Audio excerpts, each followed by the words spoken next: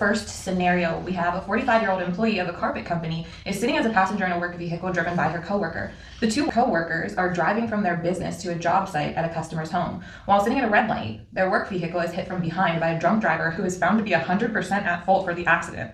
The 45-year-old employee is injured and requires 1 year of treatment. She's unable to work per her doctor's orders throughout the entirety of this duration. Who does that scenario apply to?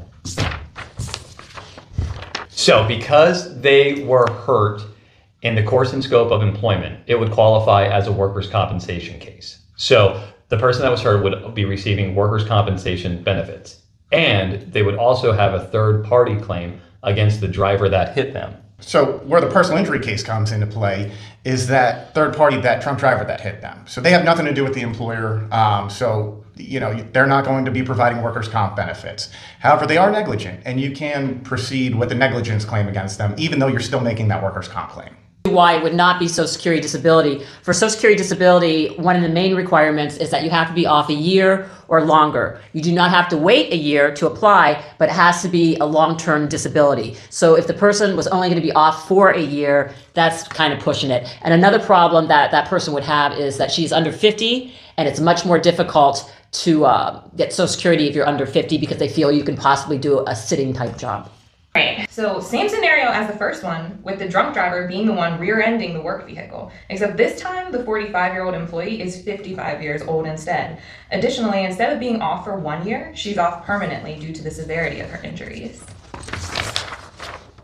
So we still have the same personal injury claim. That fact pattern, it just, if anything, adds to the damages because there's going to be additional time off. However, you still can go after that drunk driver in this scenario. Same workers' comp claim.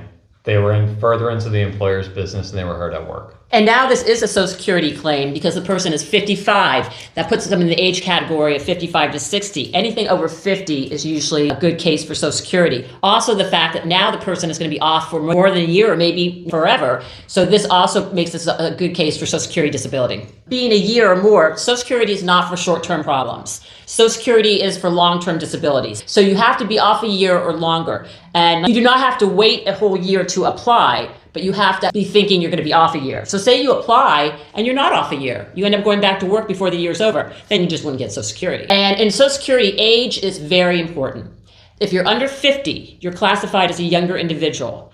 If you're 50 to 55, you're classified as approaching advanced age. If you're 55 to 60, you're classified as advanced age. And 60 to 65, you're classified as approaching retirement age. So as you get older, it gets easier to obtain benefits. When you're under 50, you have to be able to show not only that you can't do your past work for the last 5 years, but that you can't even do a very minimal job, like a sitting job, which is referred to as a sedentary position.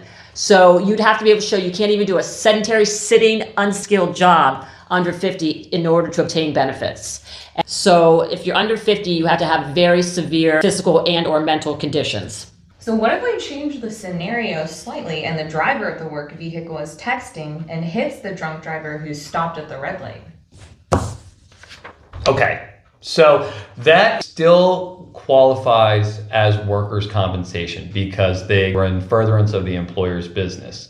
So because the driver was texting doesn't mean that they don't have a workers' comp claim. So the passenger can file a workers' compensation claim, and actually the driver who was at fault for the accident because he was texting can also file a workers' comp claim because in Pennsylvania, negligence is not part of workers' compensation. So we don't have to prove negligence on his part. And in this scenario, you'll notice I didn't raise my sign. The reason I didn't raise my sign is because there's no one left to sue. So your only avenue of recovery here would be, like Craig said, that comp claim. And the reason is because even though in this scenario we still have a drunk driver, they didn't do anything to contribute to the accident. Based on the fact pattern, they're just sitting at a steady red light. So there's nothing indicating there's any negligence on their part. The only person that did act negligent would obviously be that coworker who was texting. Frustrating thing about Pennsylvania law is workers' comp provides a lot of nice benefits. However, the trade-off there is you can't sue your employer. And additionally, you can't sue your coworker. And in this scenario, the coworker is the only person left to sue. And since under Pennsylvania law, you can't sue the coworker, there is no additional personal injury claim there.